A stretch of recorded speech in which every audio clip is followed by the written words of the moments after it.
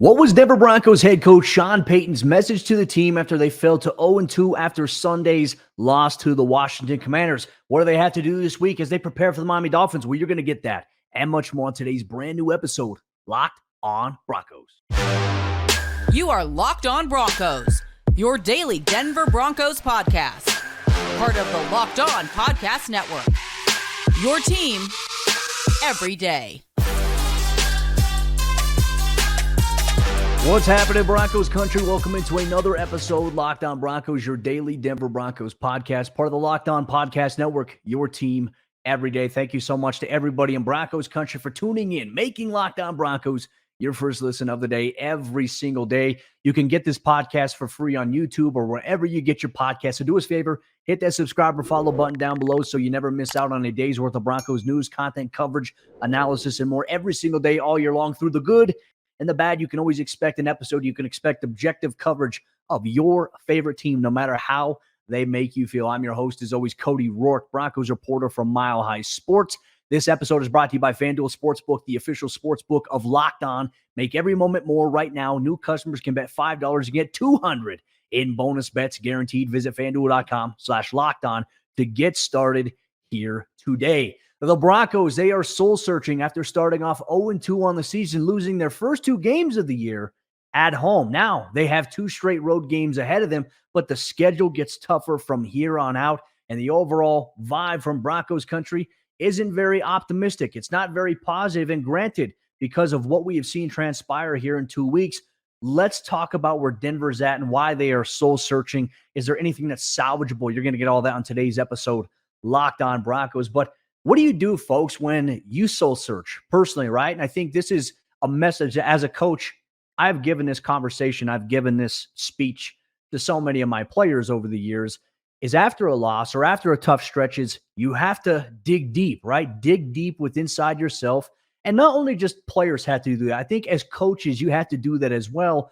And here's the thing, the vibe that we heard from Broncos head coach Sean Payton on Monday in a conference call following the loss and really the aftermath. There's a 24-hour rule. Okay, it happens. Now you process it. He's had a chance to go back and watch the film.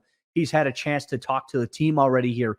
And he didn't go into specific details, but basically his message that he had to his players after this 0-2 start here was, you're going to have to tune out the outside noise, right? Because us in the media, the fan base, they're a little restless right now. Fans are, for the most part, fans are upset, and rightfully so. We've already acknowledged that here on the show here, and fans are going to be very vocal. Now, I will say this, fans, don't go on players' Instagram profiles. Don't go on their Twitter pages and talk smack to them about playing better or doing this. Just don't do that. That's where I think people take fandom a little too far here. Be mad at the outcome. Don't project it out on the players. Don't make it personal. They understand what they got to do here, but don't be that guy. Don't be that type of fan here. But the message is the outside noise is going to be out there, right? You're going to hear it on national media. You're going to hear it here in local media from myself. Look, I have to talk about this team. I have to talk about what's going on. I have to be objective in my coverage to give fans, I think, a better insight as to what's going on here. And there's times where I have to be critical at times of this football team. And you're going to get that here on Locked on Broncos. But never make it personal. That's always one thing. There's going to be a lot of conversation. There's going to be a lot of noise inside, outside, local, national. You just have to ignore that, and coaches have to ignore that. Coaches have to put their nose to the grind, and they just have to buckle down here, and they have to find a way to create some solutions that'll make things easier for this team. 0-2 was not where anybody envisioned this team. Now, I know I'm going to get some comments on YouTube saying, well, I expected this team to be 0-2 anyways. I expect this team to not win a game. There's already some people like that. I don't think anybody expected Denver to be where they are at or how they've looked, how they have. There's some good things that they have done. There's some bad things that they have done. But overall, how does Sean Payton get this team right as they prepare to face the Miami Dolphins, right? Because here's something I could totally see happening. You start off 0-2, you go on the road, East Coast time zone game, where we all know historically the Denver Broncos, they've struggled with those East Coast games. Now, if you're Mountain Time, that means 11 a.m. Mountain Time kickoff on Sunday against the Miami Dolphins. And they have a wide variety of offensive weapons. They have a really good head coach in Mike McDaniel, who's a very, very good play designer for his offense, for Tua Tagovailoa and the weapons that they do have. Former Broncos head coach Vic Fangio is the defensive coordinator over there. You look at this matchup on paper, nobody expects the Denver Broncos to win or to compete in this game here. But this, as we know the NFL being as weird as it is, I could see a scenario where Denver goes and wins this game, and all of a sudden I think everyone's like, okay, are they back? Are they back? The NFL is a game of ebbs and flows, and it changes every week. Now, players, they're getting to face adversity. They've already faced adversity here early on here. And I think this is where we talk about what are some action-based solutions that Denver can come up with. And I think the biggest thing as well, when we talk about soul searching, is what is it that we can do to maybe change the course of what's been happening to us? Like if I'm a player, that's what I'm asking myself. If I'm a coach, what can we do to make it easier for our players to be put in situations where they can succeed? Those are the things that need to happen. And Sean Payton is not a very, very patient man. He's going to bring forth change sooner rather than later, which will prompt some other conversations that we'll have a little bit later on in today's episode of Locked On Broncos here. But I think the vibe that we got from Sean Payton's press conference that he had with us on the conference call on Monday morning was simple along the lines of, we as a coaching staff, we have to simplify things. It's not that the players can't grasp it, but when we're talking about things that are impacting maybe clock operation, just efficiency, getting in and out of the huddle on offense or defense, or adjusting to a call, it means that, hey, maybe we have too much verbiage going on right now with this team. That's something that Payton told us on Monday morning here. So how do you do that? Well, folks, you have to go through and you have to simplify things. And look, the NFL, it demands you to have a certain cerebral ability to you, right? But as a coach, if you're getting your players, if you're putting all these calls in place, or you have these audibles in place, and I'm mainly referring to the defensive side of the ball, where you're seeing the offense for the opposing team move guys around. You're seeing them adjust, and all of a sudden you have guys that are constantly moving, trying to figure out, hey, am I supposed to go here? You have a lot of communication going on, which is good, but it's almost to the point where you're communicating too much, to the point where maybe guys are confused as to what's happening here. What are you staying into? Like, you have your audible check calls. Obviously, that's normal. You see that in every level of football here. But it seems like for the Broncos, at least on defense, there's been a lot of confusion about where to adjust, where to line up, how to adjust to certain things here. And we saw that, I think, on Sunday against the Washington Commanders. So I think if you have to go through anything, simplify things going forward. And then once you master some of those things, you'll get there. I think Denver's offense has shown a lot of promise. They've shown a lot of growth. Right now, obviously, the second half for them was not good against the Commanders. You cannot score 9 points in the second half and then surrender 32 points from the second quarter to the fourth to an opposing team. That is a recipe for disaster. That's a recipe for a losing season. But Denver's offense has some things that they can do, and I think Sean Payton acknowledges that, and they're going to have to get back to the basics. So that poses a bigger question here, Broncos Country, on today's episode of the show. What does Denver need to do more of here in week 3 to give them a chance at the Miami Dolphins? Where you're going to get that conversation on today's episode of Locked On Broncos. This episode of the show is brought to you by our friends over there at Jase Medical. Modern medical care and treatment are important, but our global supply chains are fragile. Things like pandemics, natural disasters, and foreign travel may cut you off from the treatment that you need when you need it most. Have you ever been in a situation where you were in pain, or you needed medication, but your doctor was out of town, or you couldn't get in to see a physician because there were no appointments for days? I know I've been there. I know many people have been in there. That's where Jase Medical comes in. Jase Medical is your solution, and it's super simple. All you do is you'll just fill out an online form, and one of Jase Medical's board-certified physicians, they'll review it, and they'll determine whether medications are safe and appropriate for you. Then they send you your prescriptions to one of their partner pharmacies, where your Jase order will be filled and life-saving medications will be mailed directly to your home. I received my Jase case within 3 days after filling out the online form and going through and getting approved by a board-certified physician. They sent it to me. Now I have antibiotics in case there is an emergency or anything else, a disaster. I will be prepared, and you can as well with Jase Medical. Not only that, but you can send your physician a message for answers to treatment-related questions any single time that you have one. So save more than $360 by getting these life-saving antibiotics with Jase Medical, plus an additional $20 off by using my code LOCKEDON. That's one word, LOCKEDON, at checkout on jasemedical.com. That's JASE medical.com. And our good friends over there at FanDuel Sportsbook. Week 3 of the NFL is here, and you can snap into the NFL action this season with FanDuel, America's #1 sportsbook. Right now, new customers, they get $200 in bonus bets guaranteed when you place a $5 bet here today. Once again, you can get $200 in bonus bets if you place a $5 bet here today. That's $200 in bonus bets, whether you win or whether you lose. FanDuel Sportsbook has all the action that you're looking for, not just with the NFL, but other sports. If you want to get in on that action. And if you've been thinking about joining FanDuel, there is no better time to get in on the action than getting involved here today. The app is super easy to use, it's super easy to navigate, and there's a wide range of betting options that you could get in on, including spreads of games. You need to look at the Miami Dolphins and Denver Broncos Week 3 matchups, player props. You can choose anytime touchdown, first touchdown scorer of the game. You could even look at how many receiving yards a player may have, over or under a certain amount limit there. You can set it all over there, FanDuel Sportsbook, and you can get involved with more here today. So visit FanDuel.com/lockedon and kick off the NFL season. FanDuel is the official partner of the National Football League. As we continue on today's episode, Locked On Broncos, want to say thank you so much to everybody in Broncos Country for tuning in, making us your first listen of the day every single day. You can get this podcast on YouTube. You can get it wherever you get your podcasts for free every single day. Whether the Broncos are winning games, whether they're losing, you want to know what's going on with your team from an up-close perspective. I cover Broncos practices every day. I cover the games home and sometimes on the road here. And you're going to get all the recap here on the Locked On Broncos podcast. We appreciate you so much, Broncos Country here.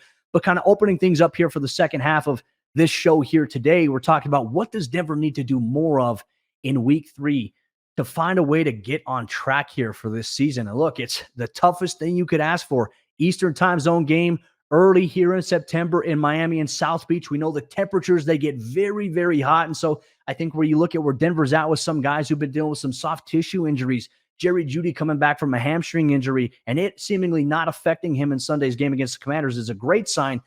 But hydration is going to be really key this week. And I know it's cliche. It's like, hey, well, don't these guys hydrate anyways?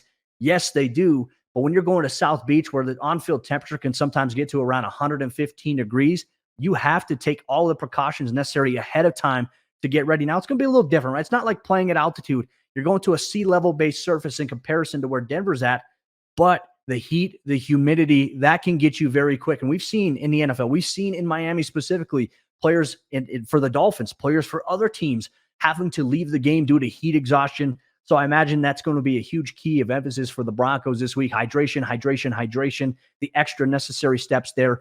But for the Broncos, in terms of the on-field operation, you look at the offense, you look at the defense, what do they need to do to find success or do more of here in week 3? Well, first off, let's take a look at the Broncos offensive side of the ball. I think one of the bigger things is get back to basics, get back to what worked, right? You look at the week 1 game, getting the ball out of Russell Wilson's hands quickly. That did help the Broncos. Running the ball inside, I think that was a really good key for them. I think in the first 2 games here, but then Denver lost a lot of that momentum and they went away from some of the things that worked, and that allowed the Commanders to capitalize, and a snowball effect of bad plays for Denver impacted the outcome of this game here. So what did work? Going back to the basics, I'm a huge believer in running the ball inside, right? And you're going to have to find a way to run the ball against this Miami Dolphins defensive line. Look, you're going against former Bronco Bradley Chubb, who's coming off of a pretty good game against the New England Patriots on Sunday Night Football. They have Christian Wilkins. They have some other guys, but not to mention that they have defensive backs, and they're coached by Vic Fangio, but they have defensive backs who come up and they tackle and they thump and they play aggressive and they blitz hard. Denver's going to have to account for that. And so I think you have to find a way to balance that. And how do you do that? Get the dang run game going inside, and try to get it going outside as well. I mean, Denver had a couple of plays on Sunday against the Commanders where they were gashing them inside. They had some big runs. Javonte was running hard. And you had Jaleel McLaughlin get his first career touchdown on an outside run play there. But overall, I think it's just about establishing that balance there. And Denver, for some reason, in that second quarter, you have a 21-3 lead. And I get it. Russ was, I think, 5 of 6 at one point. You have to find a way to run the ball at that point, right? You have a lead. Milk the clock down a little bit. Make sure that you're getting play designs that are giving you forward yardage, right? Because if you could take as much time off the clock and you maintain a lead, it mitigates what an opposing team can do to you, not only from a defensive standpoint, but it forces them, when they get it back on the field on offense, it forces their hand to play a little bit more aggressive. You can maybe dial up, okay, hey, they're trailing by 2 or 3 scores here. They're going to have to throw the ball because they're trailing. You run the ball, you're going to milk more time off the clock. And Denver, unfortunately, they got really aggressive in the blitz display on Sunday against the Commanders, and it came back to bite them there. But I think inside run game on the offense for Denver is huge. I think pop shots, right? Marvin Mims, 2 catches and 113 yards. He had a 60-yarder. He had a 54-yard catch. You have to find a way to do that. And those weren't necessarily long design plays. You take into consideration Marvin Mims, the speed that he has, what he's able to do. And it doesn't have to just be in the deep ball passing game. I'm talking about get him involved in the short. You run a slant and you catch it, you lead him in a good position. He catches it. He's got the speed to maybe break away there. I mean, you look at how the Miami Dolphins utilize guys like Jalen Waddle, Tyreek Hill, and Tyreek Hill's got a different level of speed. I'm not saying Marvin Mims is as fast as Tyreek Hill, but he's the fastest guy that the Denver Broncos have on the offensive side of the ball. So find ways to incorporate what he does best. Now, here's the thing. I think Marvin Mims should and probably will become a bigger focal point of the offense going forward. But this doesn't mean that you phase Jerry Jeudy or Cortland Sutton out of the game plan. I think if you utilize Marvin Mims correctly here on the offensive side of the ball, it opens up more opportunities for Jerry Jeudy and for Cortland Sutton. You can't wait until the second half to give Cortland Sutton his first target overall in the football game. I think you got to get him going early on. He's a big, sizable guy here. And I think that what we saw where Denver struggled a little bit with, they went a little bit more play action. You know, there were times they went under center, there were times they went in shotgun, but the Commanders just collapsed the pocket. They crashed inside. They created that interior pressure, which forced it hard. I mean, you be a quarterback, have pressure coming into your face, that forced you to step through the outside, where the Commanders did a really good job of maintaining discipline in that second half. Getting back to the basics will help shore some of these things up. I think in the quick passing game, especially against an aggressive Miami Dolphins defense that will send blitz, pressure. Javon Holland is a name to watch out for this week. Fangio will send him off the nickel, will send him off the edge, will send him in the A gap. You have to account for everything here. And if you have these long designing plays here, I don't know if it bodes well for the Broncos where they're at. Mike McGlinchey didn't have his best game as a pro or in Denver so far, for that matter, in week 2 against the Commanders. And you can almost expect Vic Fangio, look, hey, he's facing his former team he was the head coach of. There's a little bit of extra salt there. So, you know, he's going to be ultra aggressive. He's going to try to dial up some plays here. It's almost like when Adam Gase was the head coach of the Miami Dolphins and Denver went down to Miami and they just ran up the score. They did the onside kick against Denver years back when Jay Cutler, ironically enough, was the quarterback of that team here. Now, defense, what can the Broncos do? Folks, I'm always a big believer in simplifying it, right? Keep it simple, stupid here. Denver has to be mindful, and this is where Vance Joseph comes in. Denver has to be mindful on when to blitz against Miami, because Tua Tagovailoa is not a guy who's just going to sit in the pocket and hold the ball and try to extend plays. Like, he's a guy that loves to get the ball out of his hands quickly. Now, he does have the ability to extend plays outside the pocket and launch it downfield to some of his weapons, but he is a guy that in this offensive scheme and design, it's quick, it's short to the intermediate stuff, and it's a couple of pop shots downfield. You cannot be reckless with how you choose to blitz him, because he's also the type of guy, and Mike McDaniel's the type of guy that will adjust. If you're blitzing the way that Denver was last week, as aggressive and at the rate that they were, he's going to utilize this screen game as well. Raheem Mostert is a fast running back option for them. He had a big game against the New England Patriots this past week as well. You cannot do the things that shot you in the foot this past week against the Washington Commanders. They will attack the screen game if you give it to them. And then I think you have to adjust your secondary cushion here. You look at the Miami options, Jalen Waddle, Tyreek Hill, we all know. Those are elite playmaking options here, and they have a bunch of other guys and role players that will contribute to maybe what their offensive game plan might be. Denver's defense has been predicated off of so far through 2 weeks with Vance Joseph. The scheme has been the same from last year, but the difference is there's a lot more situations where Denver's playing off with the cushion in terms of their coverage guys. Too much cushion and hoping that your pressure and your blitz is going to get home, leaves windows open, and then you have to rally and tackle. And Denver has been a great tackling team so far through the first 2 weeks of the season. That's an area that they're going to have to adjust on here going forward.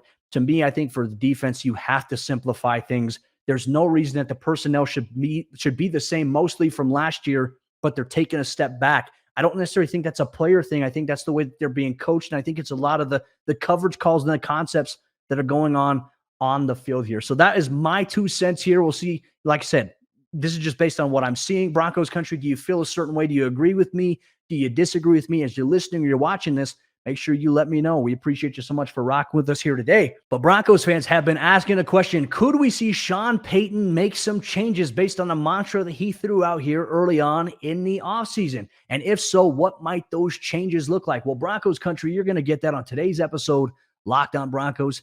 This episode of the show is brought to you by our friends over there at PrizePicks. PrizePicks is the most fun I've had, winning up to 25 times my money this football season. You just select 2 or more players. You pick more or less on their projected stats in a game, and then you place your entry. PrizePicks is simple to play. You can make your picks and submit your entry in less than 60 seconds here today. Plus, they have quick and easy withdrawals. Now, when you talk about the Miami Dolphins and the Denver Broncos matchup this upcoming Sunday, maybe you have to factor in, will Tyreek Hill have more or less than 75 yards receiving in this game? When you look at Russell Wilson, the trend has been up in terms of his passing production.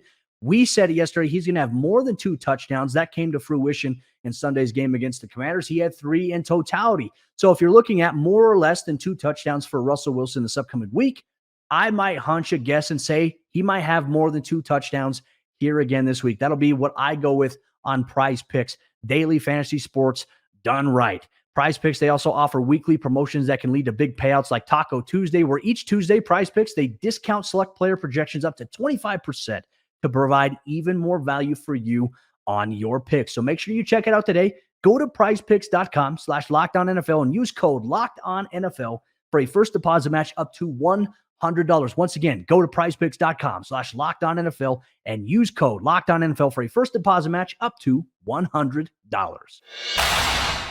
As we jump into the fourth quarter action on today's episode of Locked On Broncos, just want to say thank you so much, Broncos Country, for always rocking with us through the good, through the bad. Your conversation, your discussion always means a lot to us here on the show. You make the show exactly what it is. We appreciate you so much for making us your first listen of the day every single day on YouTube or wherever you get your podcast here.